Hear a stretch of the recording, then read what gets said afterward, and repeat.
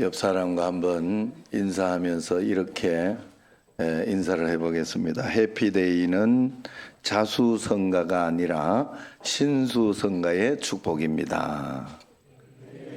자, 하나님의 손으로 복을 받는다. 다음 주에 또 한 번 하려고 하는데 우리가 자수성가하는 사람이 아닙니다. 우리는 예수 믿는 사람은 신수성가해야 되는 그런 사람인 줄로 믿습니다. 내 능력으로 이렇게 성공하는 사람이 아니고 세상의 것을 이겨내는 사람이 아니고 하나님의 능력을 힘입어 하나님의 기도로 응답으로 그렇게 응답을 받아야 돼요. 자, 아시겠죠? 자, 그러면 의미를 알고 한번 다시 인사하겠습니다.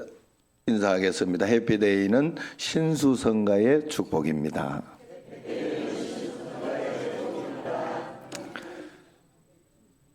자, 2차 대전 중에 있었던 일이에요. 연합군은 독일군을 폭격하기 위해 전투기를 내보냈습니다. 그런데 전투기 한 대가 도리어 독일군이 막 쏘아대는 그 대공포탄을 맞았어요. 비행기가 대공포탄을 탁 맞으면 그 위에서 팡 터지기 때문에 이제 전투기는 폭발해야 맞는데 폭발이 일어나지 않습니다. 분명히 맞았는데 그래서 연합군의 비행장으로 돌아와 무사히 착륙을 했어요. 이상해서 정비사가 정밀 조사를 이제 실시를 했겠지요. 그랬더니 실제 연합군의 전투기에는 포탄을 맞은 자국은 있습니다. 그런데 그 포탄에는 화약이 없었던 거예요. 거기서 터지지를 않은 거예요. 그래서 화약이 없는 포탄을 맞으니 비행기가 무사할 수밖에 없었던 것입니다. 그래서 2차 대전, 세계대전 말기가 되자 독일의 형편이 너무 어려워져서 화약을 만들 수 없는 형편이 된 것이죠. 전쟁을 계속 수행해야 하니 화약이 없는 총알이라도 쏘면서 포탄이 있는 것처럼 위장해야 된 것입니다. 여러분 한번 생각해 보세요. 화약이 없는 빈 총알을 독일 군들에게 주었으니 전쟁을 어떻게 이길 수 있었겠어요? 총알을 받은 군인들도 야, 이거 뭐 화약이 없는 총알이니 쏘아도 소용이 없는데 우리는 질 거야. 이러면서 그런 생각을 하지 않았겠습니까? 이미 전쟁은 끝난 것 아니겠어요? 독일군 입장에서는 얼마나 절망적이겠습니까? 저는 이 이야기를 접했을 때 참 호기심이 있었는데 이런저런 며칠이 지나도 이런 이야기가 계속 떠오르는 겁니다. 그러면서 화약 없는 총알을 쏘라고 하는 지휘관이나 싸우기도 전에 질 거다 마음을 가지고 총을 쏘는 독일 군인들의 모습이 혹시 우리 예수님 믿는 사람의 모습은 아닐까? 해피데이 전도를 하는데도 그런 마음으로 우리가 하고 있지는 않는가 하는 그런 마음이 회개하는 마음이 좀 들었습니다. 오늘 이제 2026년 해피데이 오이사를 하면서 어떤 마음을 가지고 준비하고 있는지 우리가 한번 살펴봐야 되겠습니다. 영적 전쟁인데 이 해피데이 전도는 영적 전쟁이에요. 사단이 굉장히 강력하게 이제 뭔가를 알고 하나님 앞에서 하는 우리에게 굉장히 강력하게 방해하고 하지 못하게 하는 것을 제가 느낄 수 있어요. 그래서 우리가 무엇을 어떻게 해야 할까, 잃어버린 것이 무엇인가 한번 이 말씀을 통해 찾아보려고 합니다. 우선 해피데이 전도를 위해서 우리가 가장 먼저 회복해야 할 것이 있다면 그것은 고통이라는 것입니다. 고통입니다. 고통, 마음속의 고통.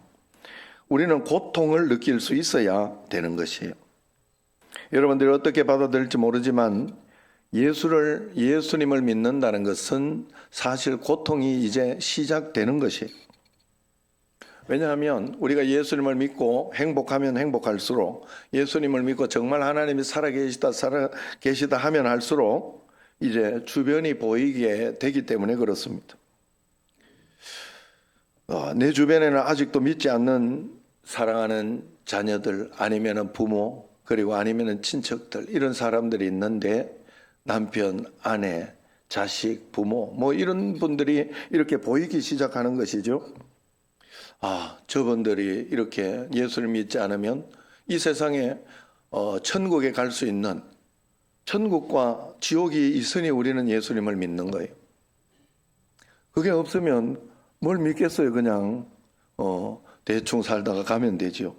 이 땅에서 마음대로 살아도 되지요. 여러분, 우리가 천국과 지옥이 없으면 굳이 왜 말씀대로 살아요? 말씀 안 지켜도 되지. 천국과 지옥이 있으니까, 저 내세가 있으니까 우리는 말씀을 지켜내고 하나님 앞에 정직하고 기도하면서 그래 사는 거예요. 여러분, 그래서 사실은 이게 다 안 믿어지거든요. 세상에 살다가 보면. 그래, 안 믿어져 가지고 그만 너무 힘들고 어려울 때 죽고 싶은데 못 죽는 이유가 지옥 갈까 봐. 그것도 믿음이에요. 여러분, 우리가 정말 하나님 앞에 그런 믿음이라도 꼭 있어야 됩니다. 그래서 내 남편이, 내 아내가, 아니면은 자식이 지옥 가는 걸 어떻게 보겠어요? 뭐 남편은 저 화상 이렇게 싶어서 차라리 가도 괜찮다 이렇게 싶은 사람도 있을 수도 있어요. 제가 본 바로. 그러나 정말 그런 마음을 가지고 있는 건 하나님의 뜻이 아닙니다. 오늘 제가 말씀을 읽으면서 이렇게 느낀 것이 그거예요. 자, 어느 때나 하나님을 본 사람이 없으되, 하나님을 우리가 본 사람이 없는 거예요. 영으로 계시니까 영으로만 볼 수 있는 거예요. 그래서 저 천국에 가면 우리가 볼 수 있는 거예요. 그런데 본 사람이 없어도 여기서 하나님을 볼 수 있는, 내가 믿고 있는지 안 믿고 있는지를 점검할 수 있는 것이 있다 그랬어요. 그게 뭐냐? 만일 우리가 서로 사랑하면 하나님이 우리 안에 거하시고 그 사랑이 우리 안에 온전히 이루어지느니라. 하나님이 살아계신 것을 사랑하는 걸 보고, 마음이 아픈 걸 보고, 그런 걸 보고, 저 사람에게는 하나님이 살아계시고 저 사람에게는 저 사람은 예수님을 믿는 사람이 맞구나 하는 것을 점검하는 거예요. 여러분, 그런데 우리에게는 그런 마음이 없고 이 땅에서 그저 잘 먹고 잘 사는 것만 생각을 하고 그러면 안 된다 하는 것이, 그건 믿는 게 아니라는 거예요. 우리가 예수님 믿으면 마음속에 고통이 생기는 거예요. 오늘 사도 바울이 바로 그 이야기를 한 것입니다. 오늘 사도 바울은 큰 근심과 마음에 그치지 않는 고통에 대해서 말씀하는데, 사도 바울이 예수님을 만난 뒤에 영광과 기쁨이 넘쳤어요. 부활의 주님을 만나고 사울에서 바울로 변화했어요. 그러나 동시에 자신의 마음에는 말할 수 없는 고통이 있다 이야기를 합니다. 그것은 바로 자신의 동족이자 권력이요 친척인 이스라엘 민족이 예수 그리스도를 거부하는 데서 오는 그런 고통이었습니다. 바울은 이 고통이 본인이 그리스도를 체험하면 체험할수록, 나도 옛날에 저랬는데 그래서 저것 때문에 내가 얼마나 핍박자여 행악자였는데 이분들이 그 길을 걷고 있구나. 자기들이 믿는 예수님 때문에, 자기들이 믿는 하나님인데 그 하나님의 뜻을 모르고 저렇게 죽이지 못해 한다라고 그러면서 바리새인처럼 사두개인처럼 그렇게 믿고 있구나 하고 그 고통이 있는 거예요. 그래서 2절에 이렇게 고백하죠. 같이 한번 읽어볼까요? 나에게 큰 근심이 있는 것과 마음에 그치지 않는 고통이 있는 것을 내 양심이 성령 안에서 나와 더불어 증언하노니 그랬어요. 자신의 동족을 보니 서민이라는 그 교만으로 인해서 바리새인이 되어버리고 사두개인이 되어버리고 그러면서 그들의 어떤 아는 것 때문에 예수님을 인정하지 않는 겁니다. 그래서 지옥에 떨어질 것을 모르고 있으니 너무나 안타까웠던 겁니다. 우리도 그런 것이 많죠. 예수님을 어릴 때는 내 이야기를 잘 듣고 그래서 예수님을 잘 믿던 자녀들이 나이가 들고 그리고 자기 자아가 생기면서 그렇게 믿지 않는 거예요. 말을 듣지 않는 거예요. 여러분, 말을 안 듣는 건 괜찮아요.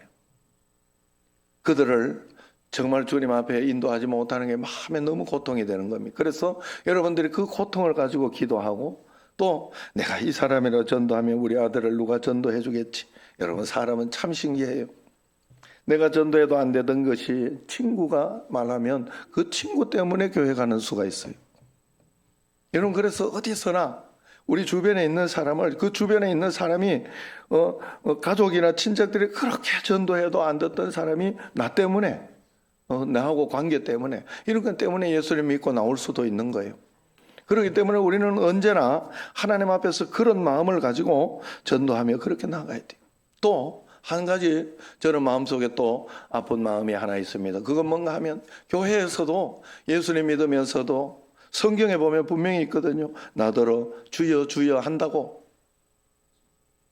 다 천국에 가는 게 아니라 그랬어요.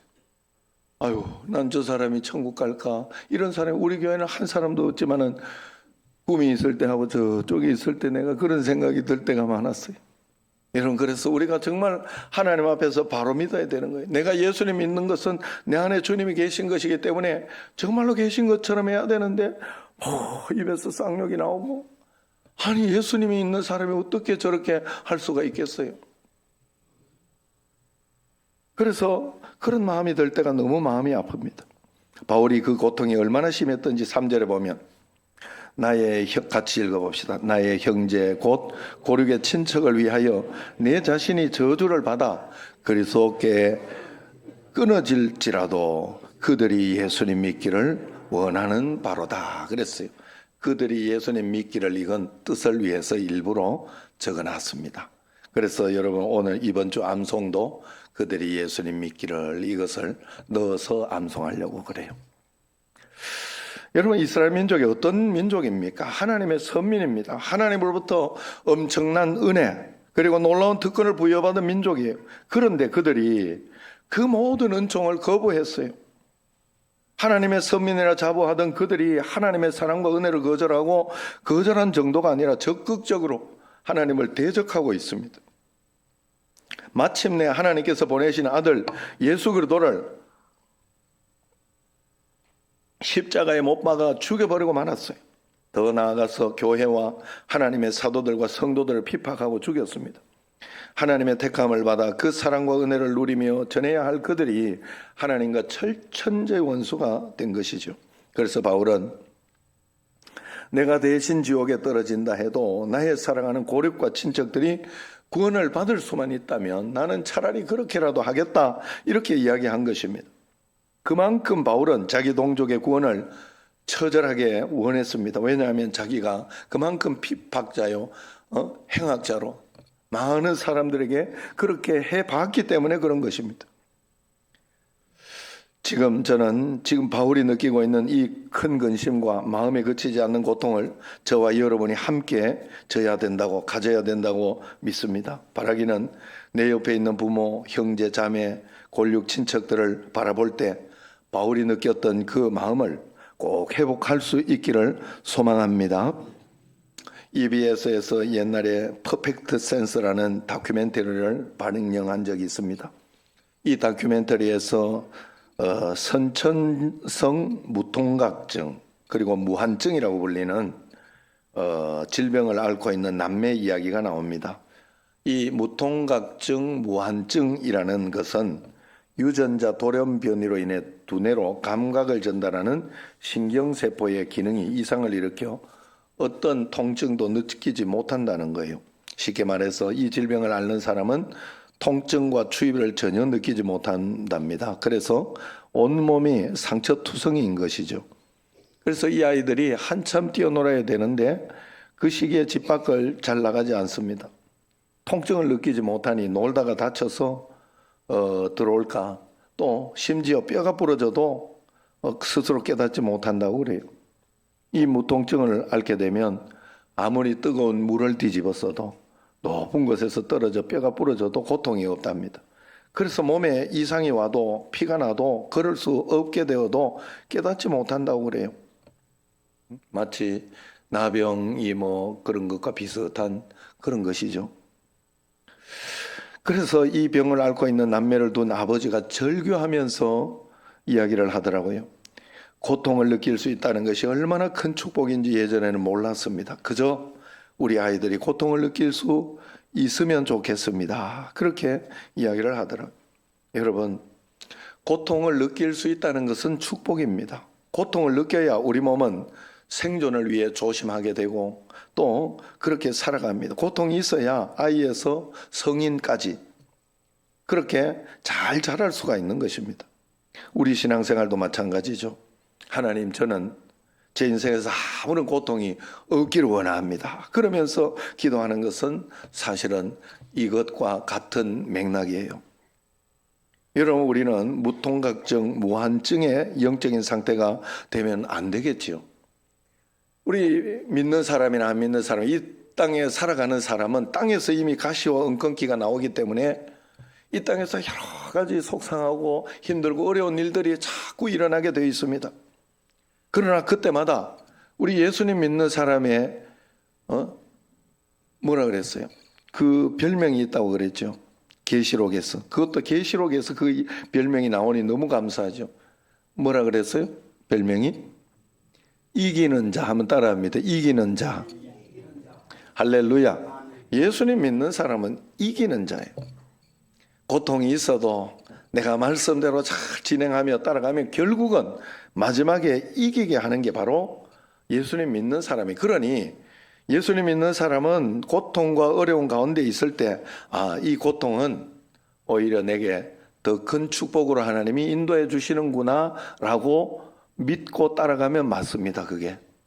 그래서 그렇게 해서 그것을 이겨내고 나면 그 다음에는 더 큰 감동이 있죠. 감동과 기쁨으로 이겨내는 게 바로 우리의 예수님 믿는 인생입니다. 그래서 우리는 그것을 가지고 이 땅에서도, 그래서 이 고통이나 이 마음이 우리에게 꼭 있어야 돼요. 아무 고통도 없고 아무 생각이 없으면 안 되는 것입니다. 그래서 우리가 특별히 믿지 않는 부모, 형제, 자녀들을 볼 때 우리도 그치지 않는 고통을 느낄 수 있어야 됩니다. 믿든지 안 믿든지 그저 밥 먹고 살면 괜찮은 거지, 이렇게 생각을 한다면 큰 문제가 되는 거예요. 우리가 매년 하는 이 해피데이 전도 축제, 이것이 바로 동족 이스라엘 민족을 향해 가졌던 그 그치지 않는 고통을 회복하는 최소한의 장치를 만들어 놓은 것입니다. 그래서 여러분들이 조금 부담을 가지면 그게 내가 고통을 느끼고 있는 것이다, 이렇게 생각을 하면 됩니다. 그래서 마음 편하고 행복하게는 하지만 그 책임을 내가 지려고는 하지 말고, 그렇지만 마음속으로 어떻게 해서든지 내가 전도하고 그래서 하나님께 영광을 돌리자, 그런 마음의 부담, 어떤 그런 것들을 가지고 있는 게 좋다 하는 것입니다. 그래서 저도 이렇게 하다가 보니까 지난주에 이렇게 저렇게 사람을 적었는데, 그러면서 또 보니 이 의원이라고, 이 인용 약사예요. 여기 바로 앞에 가면 이 의원이라고 있습니다. 거기도 또 한번 원래 또 시도하고 이야기해 봐야 되겠구나. 작년에는 제가 전도를 했더니 찬조를 20만 원 주고 안 나왔잖아요. 예, 그랬어요. 그러시더라고 참. 그래서 원래도 내가 어제 또 뭐 사러 가면서 거기 약국에 뭐 좀 누가 하도 밥을 못 먹는다 그래가지고 밥 맛있게 먹는 약을 좀 사줘야 되겠다 싶어서 가면서 가만 생각해보면 여기 전도해야 되겠다, 이 생각이 들었어요. 그래서 돈 주지 말고 그냥 그날 20만 원 내가 번다 생각하시고 돈 벌려고 그거 있는 거니까 그래 생각하시고 와서 이렇게 그 축제에 와서 좀 앉아 계시고 그래 하면 좋겠다 그러면서 어제도 이야기하고, 그래 나중에 이제 선물이 있으면 하나씩 이제 갖다 줄라 그래요. 그냥 되든지 안 되든지. 아이고 안 될 거라고는 마음에 안 될 것 같기는 한데 그래도 해봐야죠. 뭐 좋게 저한테 이렇게 잘 해주는 분인데. 그래서 그런 마음이 있습니다. 여러분, 우리가 하나님 앞에 그런 마음으로 애를 쓰고 노력을 할 때, 복음 증거할 때 하나님께서는 우리에게 놀라운 은혜를 부어주신다, 분명히 그랬어요.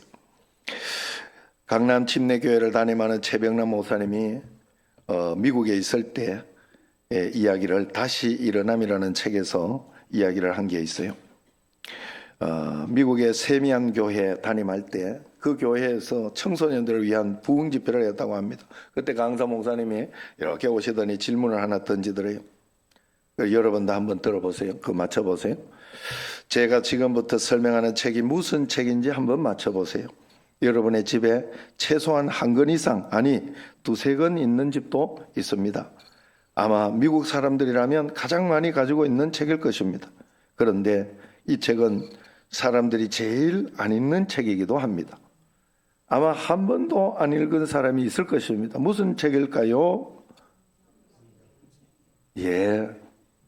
대부분 그렇게 그 청소년들도 성경책하고 대답을 했다고 그래요.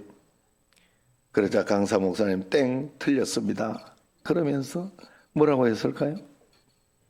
정답은 자동차 매뉴얼입니다.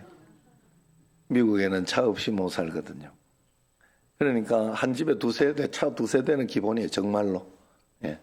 왜냐하면 남편이 타고 나가면 아내는 집에서 뭐 있을 수 없으니까 그렇게 해서 기본적으로 있으니 그 뭐 두세 권은 무조건 있죠. 그러니까 성경책이 그렇게 있은 게 아니었던 거예요. 그래서 그 강사 목사님이 청소년들에게 그렇게 막 강력하게 도전하기 시작하더랍니다. 여러분이 왜 성경책이라고 생각했을까? 성경이 그렇게 영향력이 여러분에게 없는가? 여러분이 그렇게 읽지 않는 것이 성경인가? 그러면서 그때 열정을 쏟아 이렇게 말씀을 하시는데 그날 청소년 집회에 큰 부흥이 일어났다고 합니다. 여러분 사실 이 모습이 우리의 모습이 아닌가 한번 살펴봐야 됩니다. 교회 몇십 년을 다니고 교회 중직자지만은 말씀의 힘, 말씀의 역사, 간증 이런 것들이 없고 그저 성경을 자동차 매뉴얼처럼 그렇게 대하는 모습이 아닐까 한번 살펴봐야 됩니다.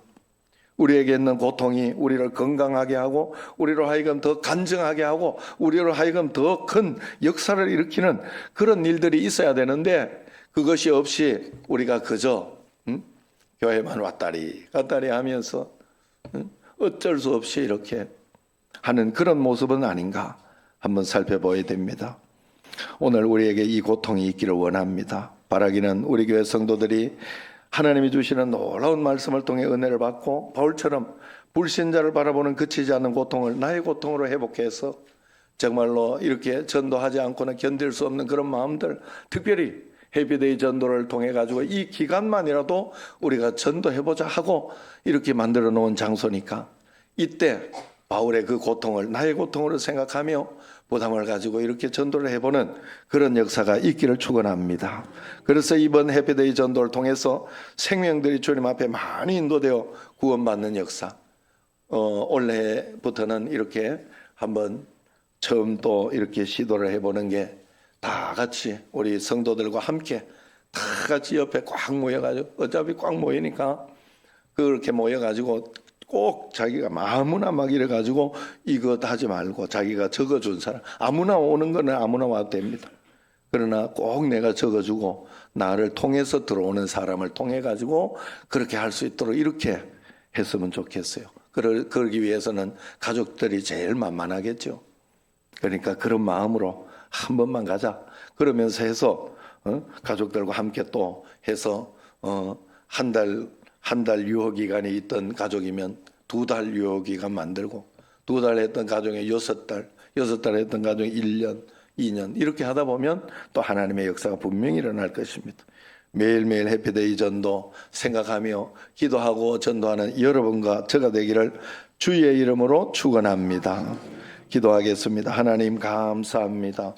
바울은 자신이 은혜를 받고 예수님을 믿고 난 뒤에 그치지 않는 고통이 있어서 그것을 가지고 주님 앞에 전도하며 복음을 전했습니다. 우리도 우리 가족과 친척들에게 그치지 않는 이런 고통을 느끼게 하여 주옵시고 그것을 통하여 전도하며 복음 전하는 저희들이 되게 하여 주옵소서. 예수님 이름으로 감사하며 기도드리옵나이다. 아멘.